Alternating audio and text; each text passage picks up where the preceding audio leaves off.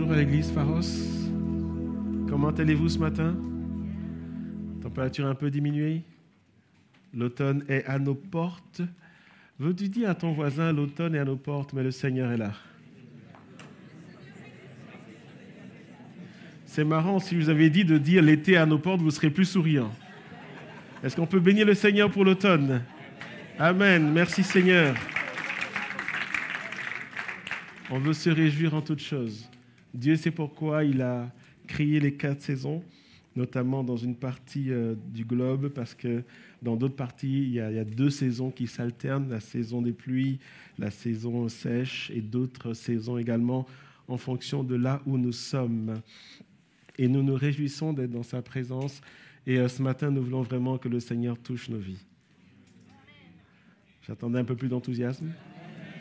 C'est vraiment l'automne, d'accord? Nous sommes venus ce matin pour que le Seigneur touche nos vies. Nous sommes venus ce matin pour que le Seigneur touche nos vies. Lorsque je lis la parole de Dieu, et en particulier dans l'Ancien Testament, chaque fois que Dieu se révélait à son peuple, des vies étaient touchées. Et personne ne vient dans la présence de Jésus et ne part la même. Pour autant que nous le désirions, pour autant que nous lui ouvrons nos cœurs. Amen. Ce matin, je vais, comme annoncé, je vais continuer le message que j'ai commencé il y a 2 semaines. Est-ce que vous vous rappelez de la thématique? Alors, ce qui est extraordinaire, c'est que dans la semaine, on m'a parlé de renard, on m'a parlé de chat. Et je me rends compte que dans l'église, vous aimez beaucoup les animaux. Je vais donc ce matin continuer l'enseignement que j'ai commencé il y a 2 semaines, où, en réalité, lorsque nous parlons de chasser les petits renards, c'est un appel du Seigneur à nous arrêter en tant qu'individus, en tant que famille, parce que je sais qu'il y a des familles dans l'Église, nous arrêter même en tant qu'Église et de nous poser la question suivante. Qu'est-ce qui m'empêche d'aller plus loin? Et ce message s'inscrit dans une thématique plus globale. Et rappelez-vous, depuis le début de l'année, nous sommes appelés par le Saint-Esprit à passer sur l'autre bord. Il y a eu plusieurs enseignements là-dessus. Mais aujourd'hui, c'est vraiment comprendre que nous sommes et nous demeurons dans un combat spirituel. Certes, nous combattons à partir d'une position de victoire en Jésus-Christ. Nous sommes assis à la droite du Père dans les lieux célestes, au-dessus de toute autorité, de tout pouvoir, de tout esprit méchant. En Jésus, tu as la victoire. Amen. Mais cependant, la parole de Dieu nous dit qu'il y a des luttes, il y a des combats que nous sommes appelés à mener. Et ce matin, pour faire suite à la prédication d'il y a 2 semaines, nous allons aller identifier ces choses sur lesquelles le Seigneur attire notre attention et que la Bible caractérise de petits renards. Nous sommes dans le livre du Cantique des Cantiques, le chapitre 2, le verset 15. Et il est dit, « Prenez-vous les renards, les petits renards qui ravagent les vignes, qui détruisent les vignes, qui ruinent les vignes, car nos vignes sont en fleurs. » Et ce qui est à retenir dans ce passage, et je ne vais pas refaire toute l'introduction, je vous invite à aller reprendre le message sur nos différents canaux. Le point dans ce passage, ce n'est pas tant les renards, mais ce sont les petits renards. Il y a un focus sur des choses qui sont subtiles, mais qui sont destructrices. Et je l'avais dit, lorsque vous ouvrez le livre des Cantiques, et j'espère qu'après ce message, certains qui n'ont jamais ouvert ce livre vont commencer à l'ouvrir. Sinon, je vous invite à lire ce livre parce qu'il est tellement riche. Le livre des Cantiques va de manière illustrée parler de la relation entre Christ et son épouse, entre Christ et l'Église, une relation qui est basée sur un amour profond, un amour inconditionnel. Et en particulier, le chapitre 2, quand vous lisez des versets 8 au verset 14, divers aspects de cette relation profonde, cette relation intime à laquelle le Seigneur nous appelle, plusieurs aspects sont mis en valeur. Et à un moment, il y a ce verset 15 qui sort d'on ne sait où. Et comme si tout allait bien dans la relation, et tout à coup, il y a une alerte qui est là. Et là, la Sulamite va dire, « Prenez-vous les renards, les petits renards qui ravagent les vignes. » Il y a d'abord un constat qui est là. il y a des vignes qui sont ravagées.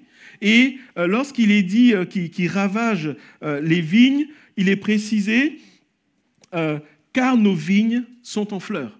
Je reviendrai dessus tout à l'heure. D'autres versions précisent que les ravages se font quand il y a des fleurs, quand il y a des grappes, quand il y a des fruits.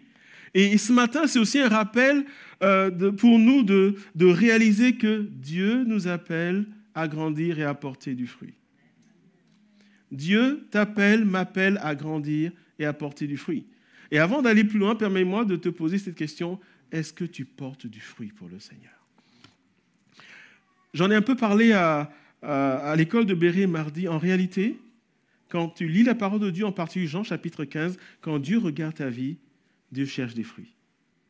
Dieu a tout mis à ta disposition et ta part à toi, c'est de porter du fruit pour lui. Et avant d'aller plus loin, j'aimerais que nous nous posions cette question ce matin. Lorsque nous disons « Seigneur, viens toucher nos vies », nous voulons vraiment aller là où Dieu nous appelle, là où le Seigneur Jésus nous appelle. Vous savez, être membre d'une église peut s'articuler autour du fait d'assister aux réunions et puis voilà. Il y a des gens qui disent « Moi, je viens et puis je rentre chez moi ».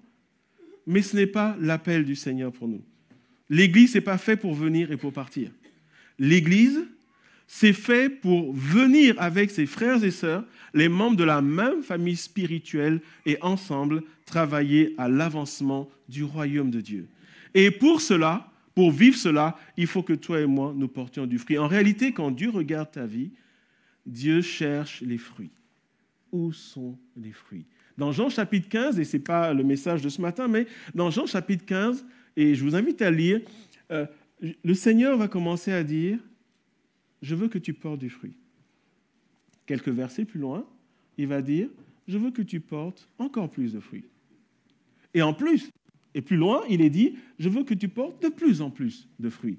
Il y a vraiment un désir du Seigneur à nous voir grandir, à porter du fruit, afin que nous soyons une bénédiction pour notre génération, pour ce monde dans lequel nous sommes. Et donc, pour venir au message de ce matin, il y a une alerte qui est là pour dire « Attention, l'ennemi de ton âme va vouloir détruire les fruits que le Saint-Esprit produit dans ta vie, afin que toi-même, tu sois un chrétien épanoui, mais également que tu sois en bénédiction pour ton entourage, ton environnement. » Et donc, les petits renards, je l'ai dit la dernière fois, ont ceci de particulier qu'ils sont rusés, ils sont malins, ils passent inaperçus et ils vont, de manière naturelle d'ailleurs, ils vont creuser leur tanière sous terre et ils vont s'attaquer aux racines. Le diable s'attaque aux fondations de ta vie. Le diable s'attaque aux fondations de ton mariage. Le diable s'attaque aux fondations de ta famille. Vous savez, parfois, on se lève le matin et on se dit, mais qu'est-ce qui nous arrive dans un couple? On croit qu'on a construit une famille, tout va bien, et du jour au lendemain, patatrac. La réalité spirituelle, c'est que les choses n'arrivent pas patatrac. Il y a toujours des petits renards. Ça commence toujours à un moment donné, et on se dit, mais comment en sommes-nous arrivés là? Et parfois, dans notre vie spirituelle, on ne se reconnaît plus. On se dit, mais comment en suis-je arrivé là? Quand est-ce que ça a commencé? En général, il y a toujours un petit renard dans l'affaire. Les renards vont se nourrir des racines des vignes. Et en s'attaquant aux racines, c'est clair que cette vigne va dessécher. Parce que c'est au niveau des racines que ce plant de vigne va aller puiser les sels minéraux au travers de l'eau dans le sol. Et les petits renards, ce sont des tueurs silencieux. On appelle souvent en Belgique un tueur silencieux. Et ça arrive surtout quand l'automne, l'hiver arrive. Surtout lorsque nous allumons nos radiateurs et qui n'ont pas été bien purgés ou entretenus. Et souvent, vous écoutez à la radio, vous voyez à la télé, le tueur silencieux encore frappé. Le monoxyde de carbone, ça vous parle ou pas? Et là, pourquoi on l'appelle le tueur silencieux? C'est parce qu'il est inodore. Tu peux être dans une pièce, tu ne sens absolument rien, mais tu es en train d'être empoisonné. Et au fil du temps, tu meurs. Les renards, c'est un peu comme, les petits renards, c'est un peu comme des tueurs silencieux. J'aimerais dire ceci, ta vie chrétienne ne sera jamais épanouie tant que tu n'as pas chassé les petits renards. Nous ne vivrons jamais ici dans cette église. Et de manière générale, une église ne vivra jamais le surnaturel, les miracles, la puissance de Dieu, tant que les petits renards ne seront pas chassés. Et la dernière fois, on a commencé à parler de catégories de petits renards. Ces choses qui semblent infimes, que parfois nous acceptons dans nos vies. J'avais dit la dernière fois, et vous voyez l'image, mais qui n'a pas envie de faire un câlin à ces petits renards? Qui n'a pas envie? Bon, je ne parle pas de ceux qui ont peur des animaux, mais de manière générale, qui n'a pas envie de les nourrir? Mais la Bible nous dit, ces petits renards que tu as envie de nourrir et que parfois tu nourris, en réalité, tu as ouvert la porte à la destruction dans ta vie. Et c'est pourquoi le verset 15 va dire, comme une alerte, attention aux petits renards. Je me rends compte qu'ils ravagent nos vignes, ravagent ce que nous avons construit, ravagent ce que Dieu a fait dans ma vie, et en particulier enlève le résultat de ma consécration, le résultat de ma sanctification, le résultat de mon obéissance. Et donc, nous avions vu plusieurs catégories. La dernière fois, on en a vu 2. Je reviens dessus rapidement. On a vu d'abord la négligence, qui s'articule sous 4 aspects. La paresse spirituelle, le manque de prière, l'inconsistance dans l'étude de la parole de Dieu et le manque de discipline tout court. Deuxième catégorie de petits renards, l'indifférence. Nous avons parlé de la familiarité avec les choses sacrées. En d'autres termes, tu n'as pas de crainte de Dieu, tu n'honores pas les choses de Dieu, tu désacralises tout ce qui est sacré. Nous avons vu également dans les différences la mondanité et enfin la sensualité. Et ce matin, la troisième catégorie, je vais vite parce que ça a été vu la dernière fois et je vous invite à réécouter le message. La troisième catégorie de petits renards, ce sont les compromis. Les petits compromis ouvrent la porte à de plus grands péchés. L'idée, c'est, tu dis c'est pas grave. En réalité, quand tu as dit que c'est pas grave, tu as ouvert la porte à la destruction. Nous allons lire Galates chapitre 5, les versets 7 à 9. Et pour situer le contexte, l'église qui se trouvait en Galatie est une église que Paul a visitée à 2 reprises, notamment lors de son premier voyage missionnaire et son 3e voyage missionnaire. Et l'évangile a été annoncé, l'église a été implantée, les chrétiens grandissaient. Et quand Paul est parti, il y a des gens qui sont arrivés, des faux prophètes, et ils ont commencé à détricoter tout l'enseignement que Paul a donné. Et c'était tellement subtil que ces faux prophètes parlaient du salut, mais disaient, écoute, pour mériter le salut, tu dois faire un petit effort. Et de manière insidieuse, les chrétiens ont accepté cet évangile-là. Et la nouvelle est parvenue jusqu'à Paul, et notamment, il va dire dans Galates chapitre 3, le verset 1, que vous n'allez pas avoir à l'écran, il a dit, ô Galates dépourvus de sens, qui vous a fasciné? Une autre version va dire, qui vous a ensorcelé? Qui vous a tourné le cerveau? Et en fait, Paul dit, mais je ne comprends pas. Vous grandissiez bien. Dieu agissait au milieu de vous. Comment ça se fait que vous remettiez en cause le fondement de la foi? Comment ça se fait que vous êtes devenus si froid? Comment ça se fait qu'il n'y a plus de fruits dans vos vies? Comment ça se fait que vous passez à côté des choses spirituelles? Et la réponse se trouve dans Galates chapitre 5, versets 7 à 9. Vous couriez bien. Rappelez-vous, la vie chrétienne, c'est une course. Il leur dit, mais vous couriez bien. C'était merveilleux. La vie de l'esprit, les gens se convertissent. Vous couriez bien.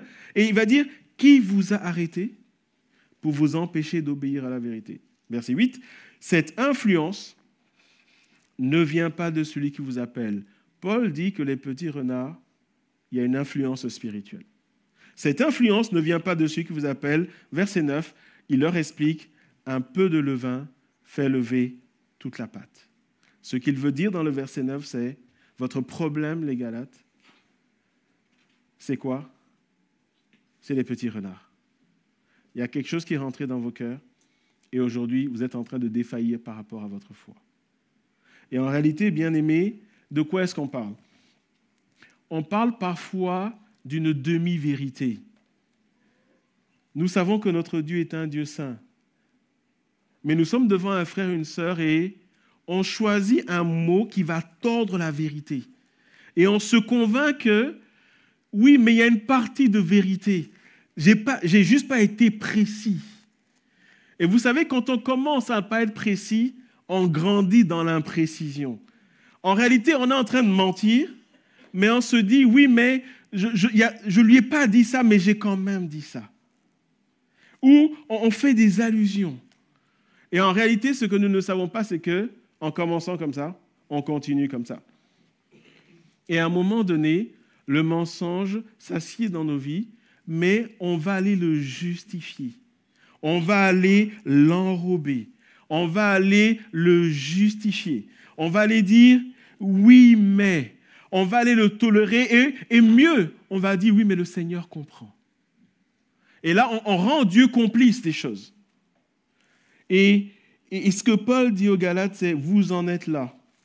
Votre cœur s'est endurci. Vous êtes devenus rebelles à l'Évangile parce qu'il y a un peu de levain qui est entré et toute la pâte. En fait, quand vous lisez l'Épître aux Galates, toute l'Église était paralysée spirituellement. Toute l'Église. Pourquoi ? Parce qu'on a accepté des choses qu'il ne fallait pas accepter. Aujourd'hui, un bel exemple, c'est ce que nous trouvons sur nos réseaux sociaux. En veux-tu, en voilà. Ça part exactement dans tous les sens. Et parfois même, on écoute et on lit plus ce qui se passe sur les réseaux sociaux que sa propre Bible. Et quand on veut savoir quelque chose, qu'est-ce qu'on fait ? Au lieu d'ouvrir la Bible, on va sur les réseaux sociaux. Et après, on dit, oui, mais tel homme a dit, telle femme a dit, etc. Et on va dans des délires.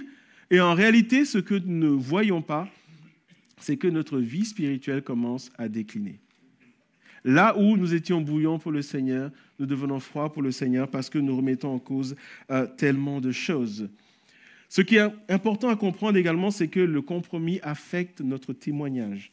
Il affecte notre entourage. Ecclésiaste chapitre 10, verset 1 va dire « Les mouches mortes infectent et font fermenter l'huile du parfumeur.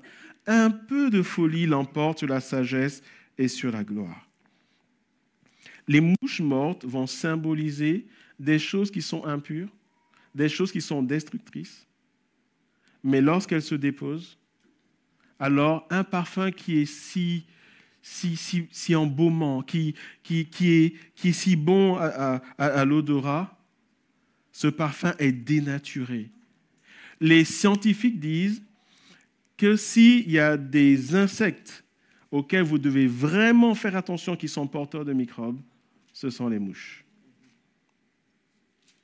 Si une mouche tombe sur ton américain, ne mange plus l'américain. Parce que tu risques de devenir canadien à force. D'accord ? J'ai rien contre les Canadiens. Okay ? Évidemment, c'est une image. Le point est le suivant. Quand une mouche se dépose sur quelque chose, jette. Parce que quand tu manges ton américain, il est super bon. Mais tu as avalé aussi un poison. Après, tu vas avoir mal au ventre. Après, tes intestins vont exploser. Après, tu vas te retrouver sur une table d'opération. Est-ce que vous me suivez ce matin ? Toutes les mouches mortes gâchent le parfum. Des petites corruptions peuvent ruiner le témoignage et l'influence d'un croyant, voire de toute une église. Un exemple biblique d'un compromis, on ne va pas le lire, c'est Lot. Vous connaissez l'histoire de Lot, le neveu d'Abraham ? Quand vous connaissez l'histoire, ça a bien commencé. Neveu d'Abraham, il connaissait certainement l'appel de Dieu dans la vie d'Abraham. Et à un moment, avec son oncle, il marche à des troupeaux et il va dire, non, moi, il voit des belles plaines, il dit, moi, je veux ça. Et son oncle dit, nos bergers se querellent. Il n'est pas bon qu'on soit dans une famille. Et il va dire, tu veux ces plaines ? Vas-y, moi, je prendrai l'autre partie. Et l'autre part, etc. Mais qu'est-ce qu'il fait ? Il va aller résider à côté d'une ville qui s'appelle Sodome. Et quand nous lisons, à partir de Genèse chapitre 13 et jusqu'au chapitre 19, quand nous lisons, nous voyons qu'au fil du temps, il est même devenu un des responsables dans la ville de Sodome. Et quelle a été la fin de Lot?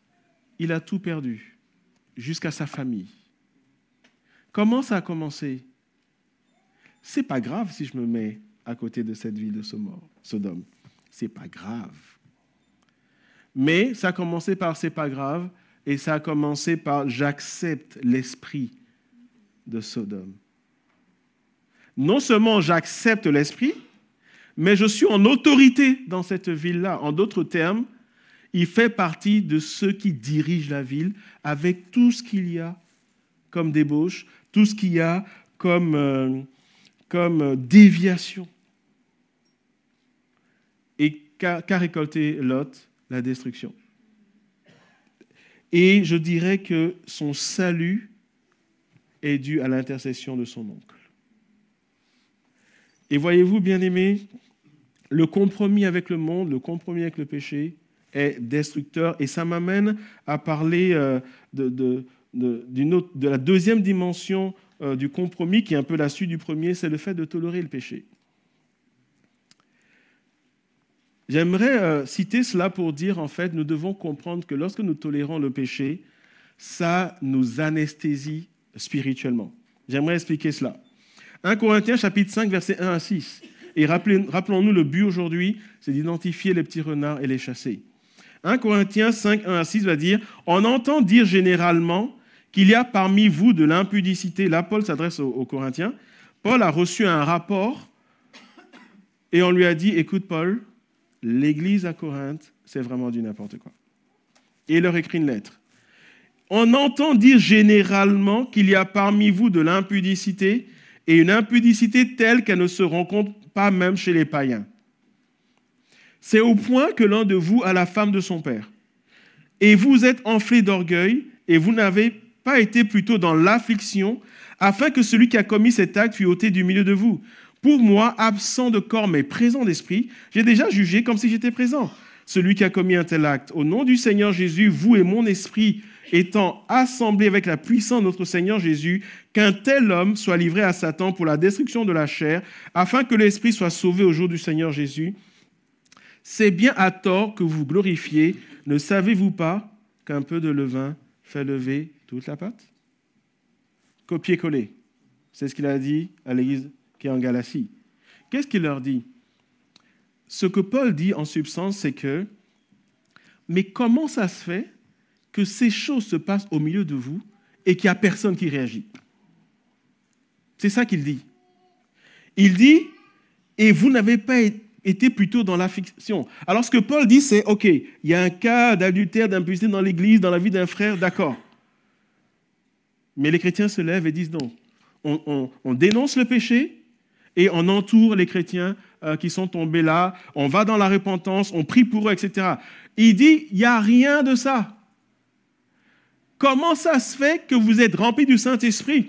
Et comment est-ce que je sais qu'ils sont remplis du Saint-Esprit? Parce que c'est dans l'épître aux Corinthiens qu'on nous parle des dons spirituels. Ils étaient tous remplis du Saint-Esprit. Tous, pour la plupart en tout cas. Parler en langue, manifestation de dons spirituels. Mais Paul dit, mais comment ça se fait? Comment ça se fait qu'il y a ça? Toute la ville est au courant, toute la région est au courant. Quand on parle de vous, c'est « Oh non, ne va pas dans cette église. Ouh là là là là là là. N'emmène pas tes femmes dans cette église. Ouh là là là là là là là. » Et il dit « Mais comment ça se fait? Comment ça se fait? Vous n'êtes même pas dans l'affliction. Au contraire, vous vous en glorifiez. Comment ça se fait? » Et Paul va dire « Le problème, l'église de Corinthe, ce sont les petits renards. » Et comment est-ce que, alors, le fait de tolérer le péché peut nous amener dans cette dérive? La réponse se trouve dans 1 Corinthiens chapitre 15, versets 56 à 57. Il nous est dit, l'aiguillon de la mort, c'est le péché. L'aiguillon, c'est le dard, c'est ce qui pique. D'accord? L'aiguillon de la mort, c'est le péché. En d'autres termes, quand le péché te pique, il veut te tuer spirituellement. C'est ça que ça veut dire. Mais la deuxième partie dit, et la puissance du péché, c'est la loi. Verset 57, mais grâce soit rendue à Dieu qui nous donne la victoire par notre Seigneur Jésus-Christ. Mais la deuxième partie, verset 56, dit, et la puissance du péché, c'est la loi. Bien-aimé, le péché a une puissance. Et souvent, nous négligeons cela. Qu'est-ce que le péché fait? Le péché t'anesthésie. Et c'est quoi le principe d'une anesthésie? C'est que quand on te fait une opération, on est en train de te taillader, on te coupe tout ce que tu veux. Le principe d'une bonne anesthésie, c'est quoi? C'est que tu ne sens rien. C'est ça le principe de l'anesthésie. N'est-ce pas? Ce que le péché fait, c'est que tu sais dans ta tête que Dieu n'aime pas ça. Mais le péché te fait oublier cela. Il fait que ton cœur ne réagit plus. C'est vraiment l'anesthésie. Où tu es là, tu peux louer Dieu, adorer, chanter en langue, tout ce que tu veux. Il se passe des choses innommables dans l'église, mais ça ne te parle plus. Tu es anesthésié spirituellement. Et comment est-ce que ça commence? Paul l'a dit, ne savez-vous pas qu'un peu de levain fait lever toute la pâte? C'est qu'à un moment donné, tu as accepté quelque chose que le Saint-Esprit réprouve. Tu l'as accepté. En faisant cela, tu as mis une dose de venin dans ton cœur. Et tu es anesthésié. Je pense l'avoir dit, revenons dessus. Revenons sur le cas de notre ami Samson. Alors, le cas de Samson, il est connu dans le monde, il est connu dans l'Église, parce qu'il y a eu tellement de films, etc. N'est-ce pas? On connaît un peu l'histoire. D'accord? J'ai une question à vous poser. Et Samson, je pense avoir dit également une onction particulière qui se traduit par une force que Dieu lui donne. Samson a été un des juges. Il fait des mauvais choix dans sa vie relationnellement. Et il va rencontrer cette femme, Dalila, etc. Et elle le charme et tout. Et elle lui dit, mais c'est quoi le secret de ta force? D'accord? Elle lui demande une fois. Et Samson lui ne donne pas la vraie raison. La vraie raison, c'est que Dieu a dit qu'on ne devait jamais couper ses cheveux. En coupant ses cheveux, il y avait une sorte de... C'est comme si l'alliance avec Dieu était brisée. L'onction de Samson était liée à la longueur de ses cheveux. C'était comme ça que le Seigneur l'a voulu. D'accord? Et donc, et lui le savait, on le lui a dit, et ses parents lui ont dit, et Delilah lui pose la question, et il lui donne une autre raison. Et qu'est-ce qui se passe? Elle appelle les Philistins qui lui tombent dessus et lui, il les massacre. D'accord? Maintenant, question. Tu vis avec une femme qui te trahit et qui veut te tuer. Qu'est-ce que tu fais? Qu'est-ce que vous faites? Dites-moi, vous faites quoi? Vous allez lui construire une plus grande maison, c'est ça? Qu'est-ce que vous faites? Vous fuyez, n'est-ce pas? Qu'est-ce que Samson fait? On continue notre vie, tout va bien. Deuxième fois, elle lui pose la question. Il la balade à nouveau. Elle appelle le Philistin. Ça y est, c'est bon. Cette fois-ci, j'ai le secret. On lui tombe dessus au réveil. Il les massacre encore. Devinez ce qu'il fait? La vie est belle. Alors, réfléchissons un peu, frères et sœurs. Comment quelqu'un de sensé qui vit avec une femme, et il ne s'agit pas ici de diaboliser les femmes, je prends l'exemple biblique, qui vit avec une femme, qui veut qu'on le tue. Ce n'est pas juste qu'elle veut qu'on dépouille son argent, elle veut qu'on le tue. Pourquoi un tel homme ne rompt pas cette relation et s'enfuit? Vous savez pourquoi? Parce qu'il est spirituellement anesthésié. En fait, le péché a dénaturé quelque chose de divin en lui qui fait que la sensibilité divine a été perdue. La sensibilité des choses de Dieu a été perdue. C'est ce qui se passe quand on fait un compromis. Et quand on regarde l'histoire de Samson, ça a commencé des mois et des années avant qu'il ne rencontre cette femme. Parce que parfois, quand Dieu l'appelait, et vous pouvez lire, ce n'est pas le but de prêcher sur Samson aujourd'hui, mais quand il était envoyé par le Saint-Esprit pour aller délivrer le peuple, qu'est-ce qu'il faisait? Il s'arrêtait dans une ville et il entrait dans une maison close. À un moment donné, ses parents l'ont appelé et dit « Samson, mais qu'est-ce que tu fais? C'est pas comme ça qu'on t'a élevé. Rappelle-toi de l'onction sur ta vie. Rappelle-toi de ce que Dieu a dit, comment Dieu se sert de toi. Tu as une mission, tu es juge. Et quand vous lisez, qu'est-ce qu'il a dit à ses parents? Je paraphrase, laissez-moi tranquille. Je sais ce que je fais, je gère. Et en réalité, les petits renards étaient rentrés. Et sa chute a été grandiose dans le sens négatif, monumentale, extraordinaire. Samson est l'exemple biblique des compromis, en particulier de tolérer le péché. Et vous savez, peut-être que nous, il ne s'agit pas d'impudicité, il ne s'agit pas d'immoralité. Mais le point des petits renards n'est pas circonscrit, n'est pas limité à l'impureté.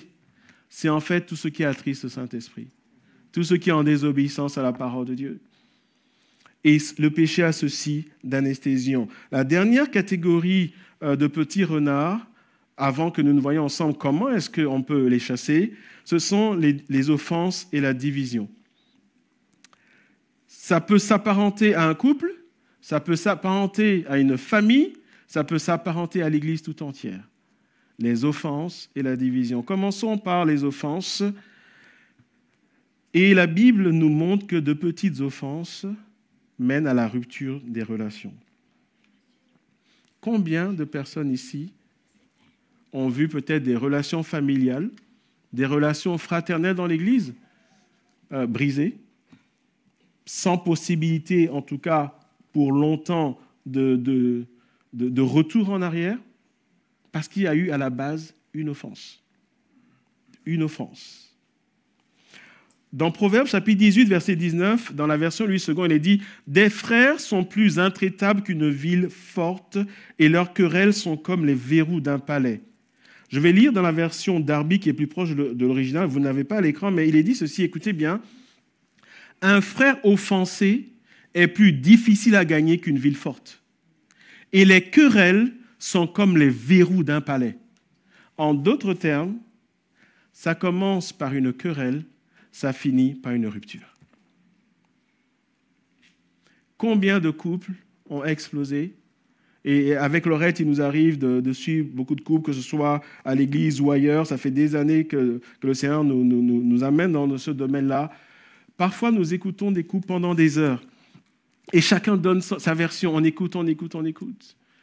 Et à un moment donné, il est clair pour nous que le problème n'est pas « il a fait, elle a fait, elle a fait ».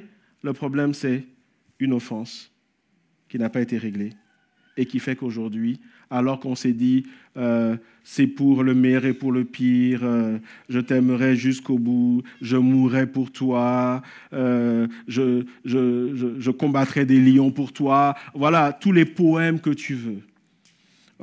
Tu es ma vie. Maintenant, il y a une mode où, je sais pas, vous avez sûrement vu ça, mais les conjoints s'appellent ma vie.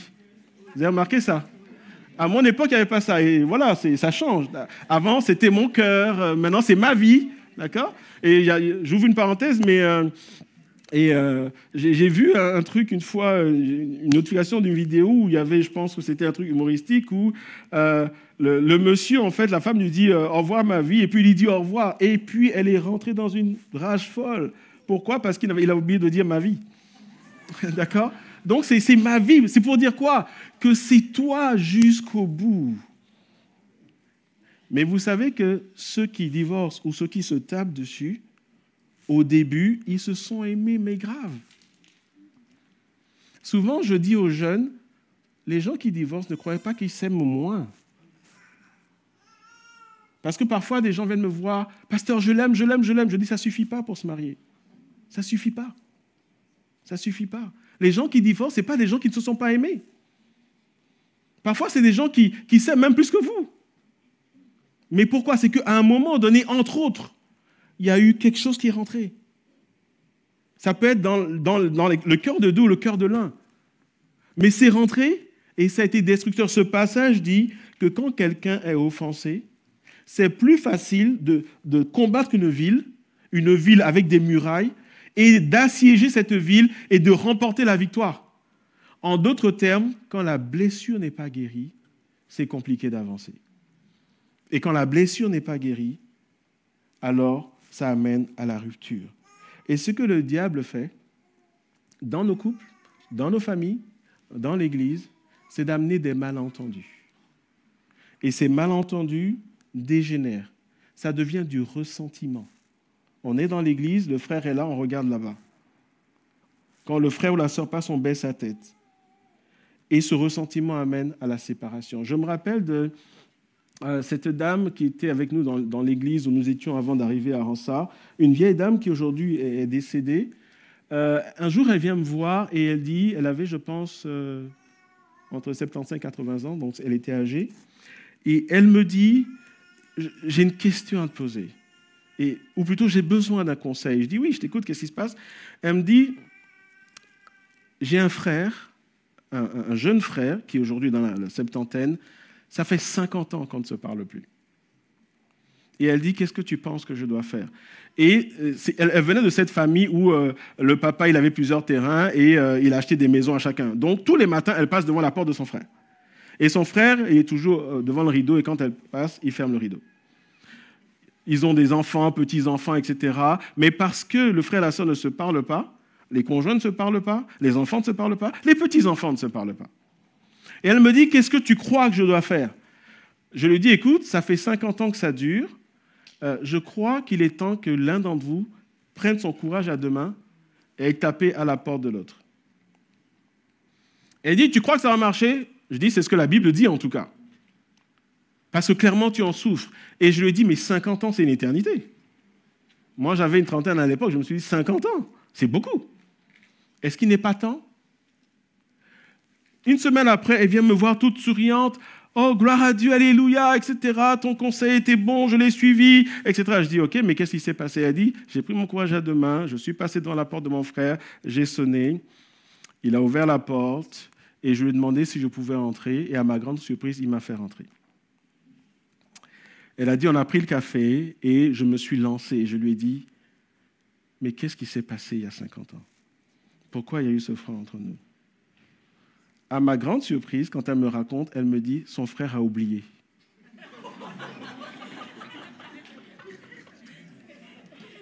Ça vous fait rire, n'est-ce pas? Moi, ça m'a attristé. Ça m'a fait rire. Bon, je comprends votre rire, mais ça m'a attristé. 50 ans. 50 ans où on ne se parle pas. Les conjoints, les enfants, on ne se parle pas. Il s'est souvenu vaguement qu'il y a quelque chose qui a été fait, qui l'a blessé, qui l'a mis en colère. Mais il a oublié. Et il a dit, chaque fois que tu passais devant, j'espérais, j'attendais que tu frappes à la porte. N'est-ce pas triste? Ça commence par une offense.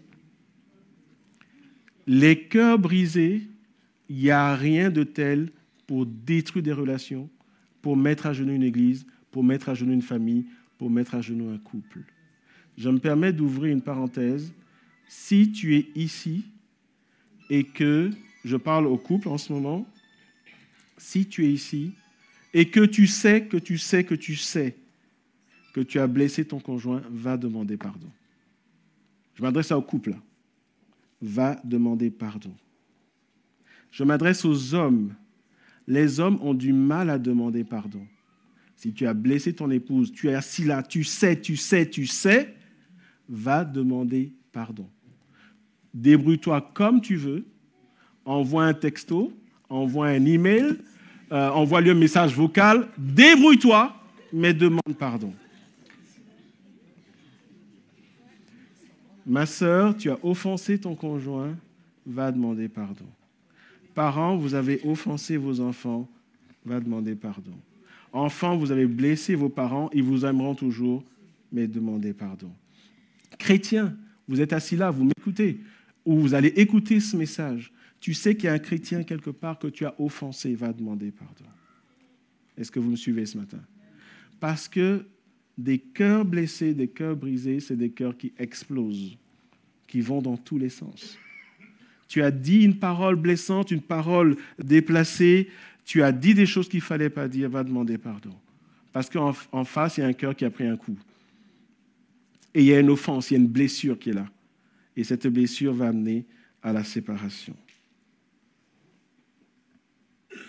J'aimerais aussi rappeler à l'Église que les offenses non résolues entravent les prières.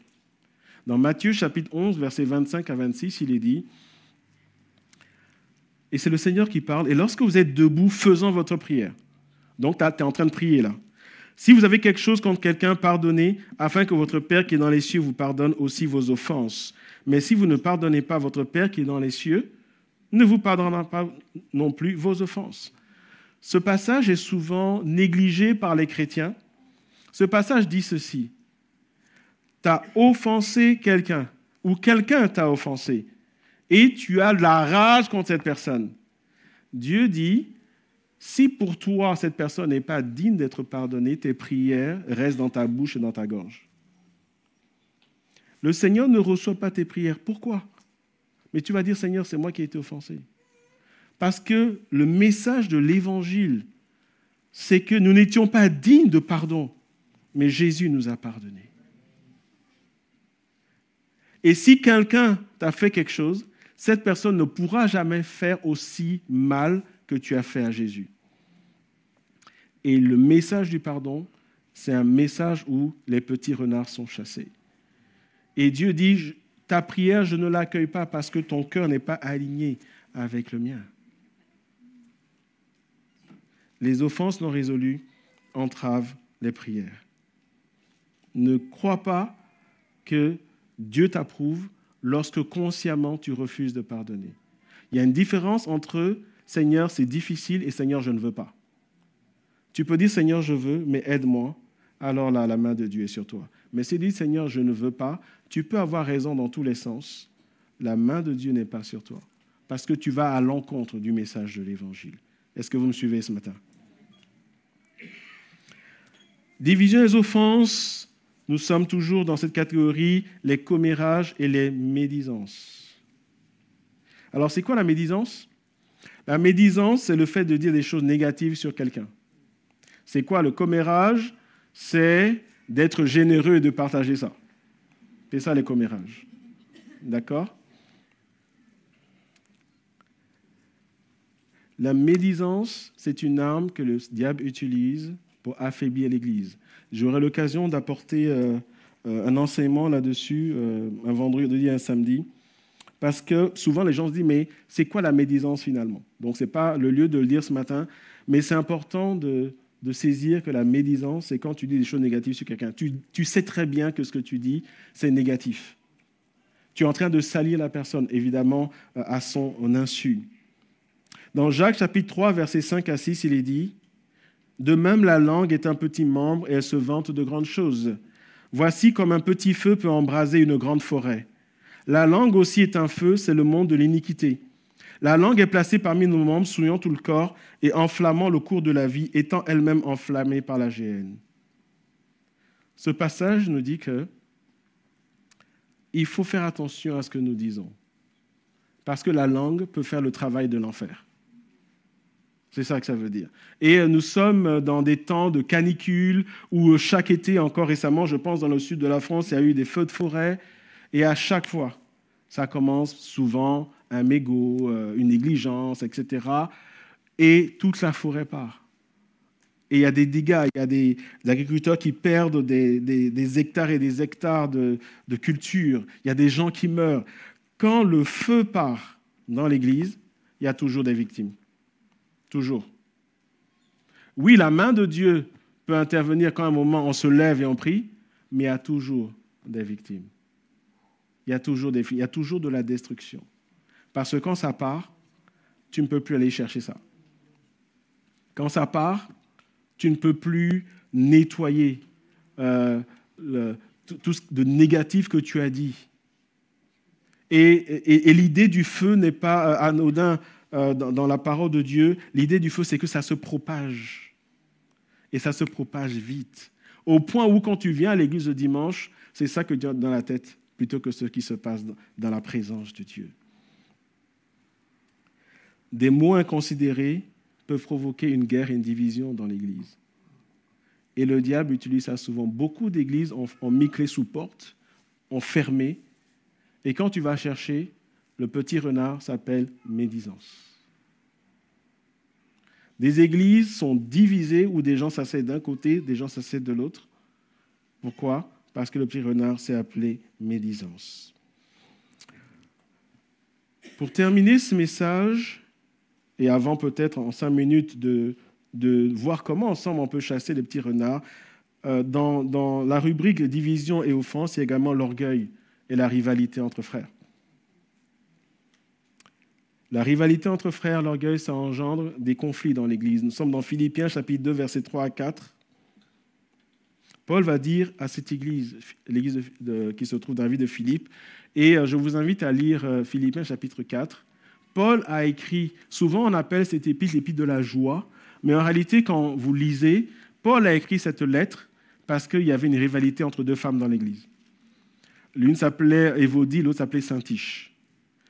Elles se querellaient tellement que ça a créé 2 clans dans l'église. Et quelqu'un allait voir Paul pour dire, écoute, il faut que tu fasses quelque chose parce que ça va dans tous les sens.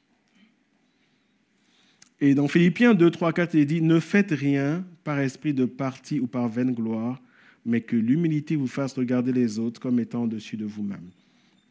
Que chacun de vous, au lieu de considérer ses propres intérêts, considère aussi ceux des autres. En fait, ce que Paul est en train de dire, au lieu de focaliser sur vos plans à vous, restez focalisés sur le Seigneur Jésus. Nous avons également un exemple dans la Bible qu'on ne va pas lire où une maman est venue, la maman de Jacques et Jean, voir Jésus, direct, voir Jésus lui-même pour dire, Seigneur, est-ce que tu peux faire une place à mes 2 gamins à côté de toi dans le ciel? Ce qu'elle est en train de dire, c'est, je sais que tu en as 12, mais ça, ce sont mes 2 gamins. Ils sont plus beaux que les autres. Ils sont plus intelligents. Je sens qu'il y a une onction sur leur vie. Seigneur, qu'ils aient une place particulière. Elle fait exactement le contraire de ce que l'apôtre Paul dit. Et vous savez, souvent dans l'Église, on est là et on est peut-être parents ou, oui, prenons cet exemple-là, où tu es là, mais tu espères qu'on va confier ceci à ton fils ou à ta fille. Et quand on confie ça à quelqu'un d'autre, tu enrages. Parce que tu estimes que ton fils ou ta fille mérite.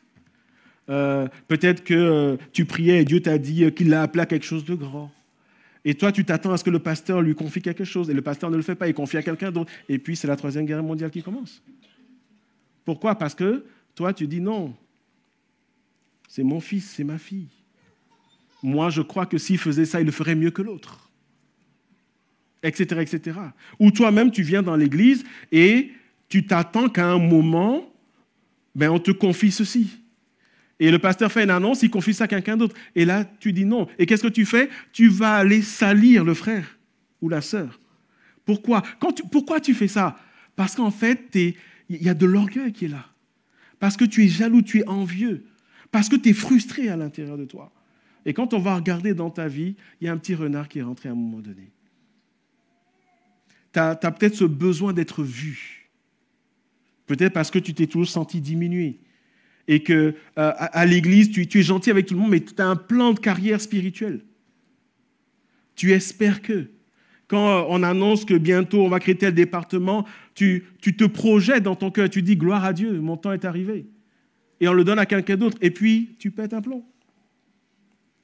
L'orgueil et la rivalité entre frères mettent à genoux l'Église. Se comparer les uns aux autres.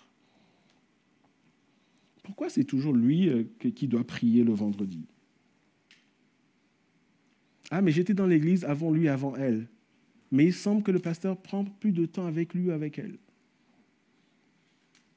Et on est là, on se regarde. Et quand on part, on est frustré. Et ça monte, et ça monte, et ça monte. Et à un moment donné, on dit, je ne me sens plus à ma place dans l'église. Il n'y a pas l'amour dans l'église, etc., etc. Mais là, le fond, c'est l'orgueil et la rivalité entre les frères. Pour terminer ce message, comment, frères et sœurs, pouvons-nous chasser les petits renards, qu'il s'agisse de négligence, qu'il s'agisse de division d'offense, qu'il s'agisse de compromis, etc. On en a vu plein, mais comment les chasser? J'aimerais attirer votre attention sur le fait que dans Cantique des Cantiques, chapitre 2, verset 15, il n'est pas dit qu'il faut détruire les petits renards. L'idée de prendre les petits renards, c'est de les attraper et de les chasser.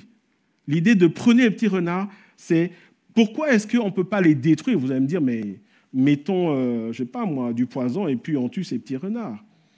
c'est parce que tu ne peux pas tuer tous les petits renards. Ce n'est pas possible. Il y aura toujours des petits renards. Mais ta responsabilité, c'est de ne pas leur ouvrir la porte de ton cœur. Et donc, l'idée, c'est, tu vois un petit renard et tu lui fermes la porte. Tu le mets dehors. J'aimerais lire ce passage, encore une fois, dans 3 versions différentes, même si ce n'est pas l'écran. Dans la version Semeur, il est dit « Prenez-nous les renards, oui, les petits renards qui ravagent nos vignes, quand elles sont en fleurs. » Donc, il y a toujours ce côté où le renard vient pour détruire ce que Dieu a commencé à bâtir dans ta vie. La version Darby, encore une fois, « Prenez-nous les renards, les petits renards qui ravagent les vignes. » Pourquoi ils ravagent les vignes? Parce que nos vignes sont en fleurs. La version Osterwald, « Prenez-nous les renards, les petits renards qui gâtent les vignes depuis que nos vignes ont des grappes. » En fait, ce passage dit, quand Dieu bénit ta vie, le diable surgit et veut te mettre par terre. Et donc, tu dois être conscient de ces choses. Comment donc chasser les petits renards? Première chose, il faut les identifier. Ça a l'air évident. Mais l'idée de les identifier, c'est quoi? Tu t'assois et tu te poses la question, pourquoi tu es si frustré en fait? Pourquoi tu es si en colère en fait? Pourquoi tu n'arrives pas à pardonner? Pourquoi tu as cette tendance à dire des choses sur les frères et sœurs de l'Église? Pourquoi, quand il y a Radio Trottoir qui émet, il faut que tu sois un des auditeurs? Pourquoi tu passes plus de temps à scroller plutôt qu'à lire ta Bible, en fait? C'est quoi le problème? Donc, il y a vraiment une invitation où tu t'assois avec toi-même. Et tu te rends compte, tu dis, hey, mais où sont mes fruits, en fait? Où sont mes fruits? J'en avais, j'en ai plus. Comment ça se fait? Qu'est-ce qui s'est passé? Et c'est un travail honnête que nous devons faire devant le Seigneur, au pied du Saint-Esprit, où on dit, Saint-Esprit, fais cette opération à cœur ouvert. Montre-moi. Les identifier. Qu'est-ce qui me fait perdre du temps?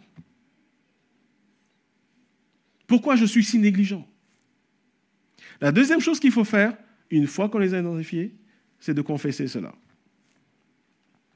1 Jean chapitre 1, verset 9 va dire, « Si nous confessons nos péchés, il est fidèle et juste pour nous les pardonner et pour nous purifier de toute iniquité. »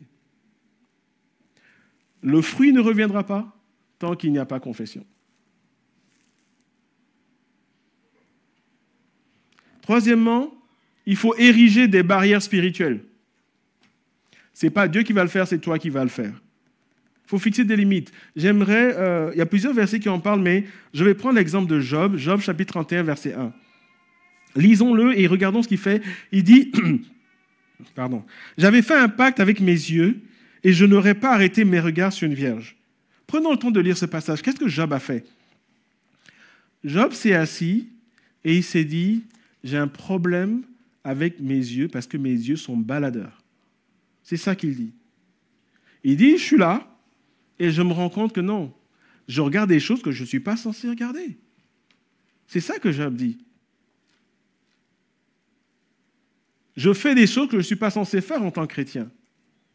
J'agis d'une manière que je ne suis pas censé agir en tant que chrétien. Il y a de la colère dans mon cœur, mais Dieu ne m'appelle pas à cela, etc., etc. Donc Job dit, ça c'est mon problème. Il a identifié. Et qu'est-ce qu'il a fait? Il a dit non. Il a fait asseoir ses yeux, il s'est assis en face de ses yeux. Et bien évidemment, c'est une image. Et il a dit, on fait une alliance. Toi, vous, Père Dieu, vous ne vous baladez plus sur les femmes vierges. Parce que quand ça va là-bas, ça m'amène trop loin. Donc, il donne une image pour dire, j'ai fait une alliance. En d'autres termes, je me suis assis, j'ai identifié et j'ai mis des limites. Bien-aimé, tant que tu n'as pas mis les limites, les fruits ne reviendront pas. Tant que tu n'as pas mis les limites, tu chasses le renard, il va revenir. Enfin, entourons-nous des personnes qui veillent sur notre vigne. Dans Hébreux 10, 24, il est dit « Veillons les uns sur les autres pour nous exciter à l'amour et aux bonnes œuvres. » Ce passage nous explique le bien fondé, un des biens fondés de l'Église. En d'autres termes, si tu es dans l'Église et ça ne va pas, il faut que tu aies le courage d'aller voir quelqu'un, évidemment, qui est mûr dans la foi, pas quelqu'un qui va raconter ton problème à la terre entière, quelqu'un qui est mûr par la foi, et de dire, écoute frère, écoute sœur, aujourd'hui, je veux être redevable. Ça veut dire quoi?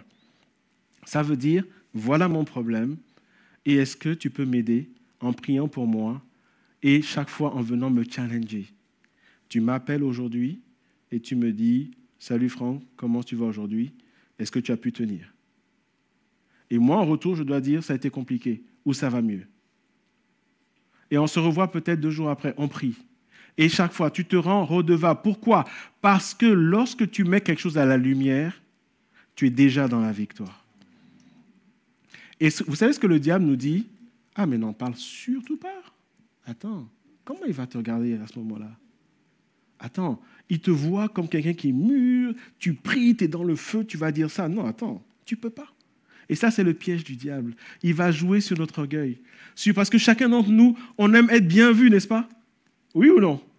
C'est pour ça qu'on s'habille bien, n'est-ce pas? Parce que oui, on aime bien présenter. Quand on est amoureux au début, oh, là, ouf! La femme dont tu es amoureux, elle te dit, tu aimes ça? Oui, oh, j'adore, oh là là, oh, succulent. Tu aimes ça? Tu te maries? Non, moi, j'aime pas, oh là là.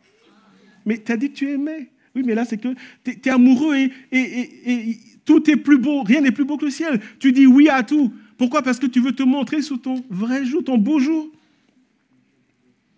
Mais il y a une différence entre le beau jour et le vrai jour. Et la Bible dit, ce qui est important, c'est le vrai jour, pas le beau jour.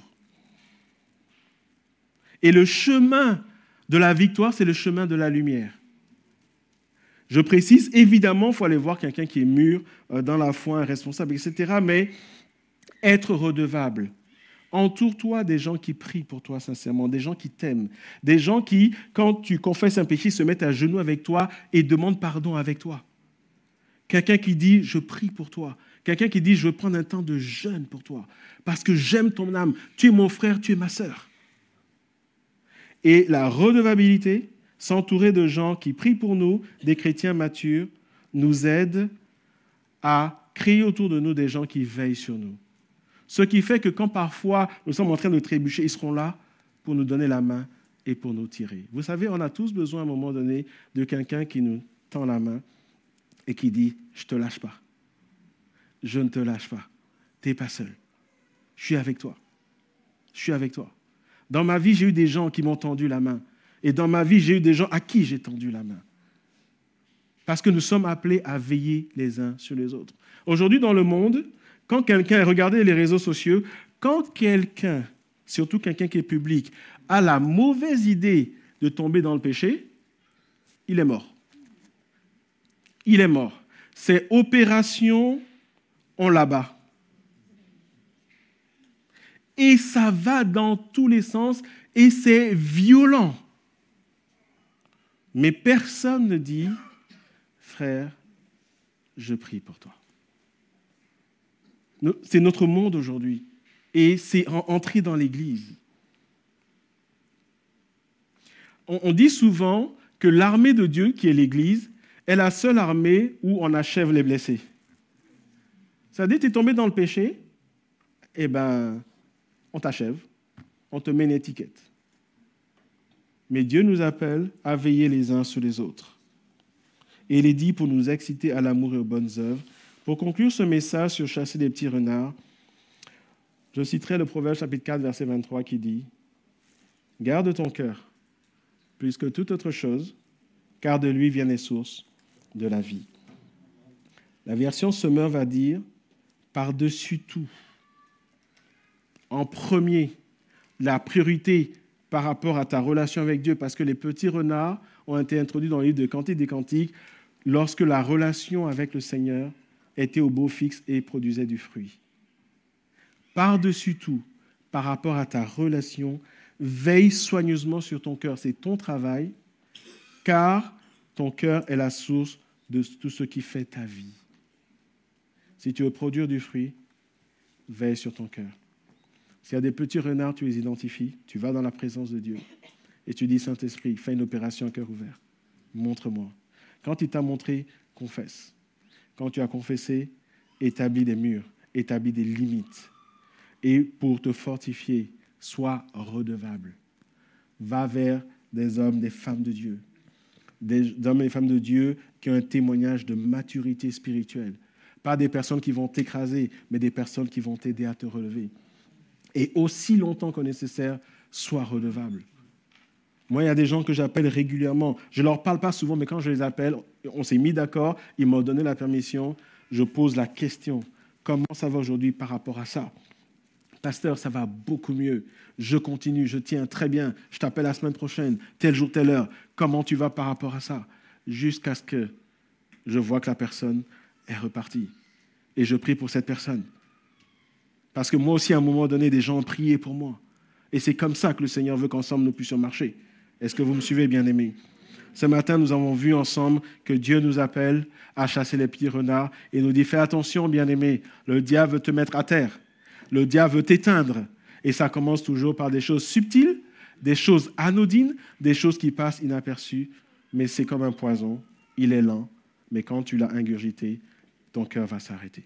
On va prier ce matin. Ce matin, je ne vais pas faire d'appel.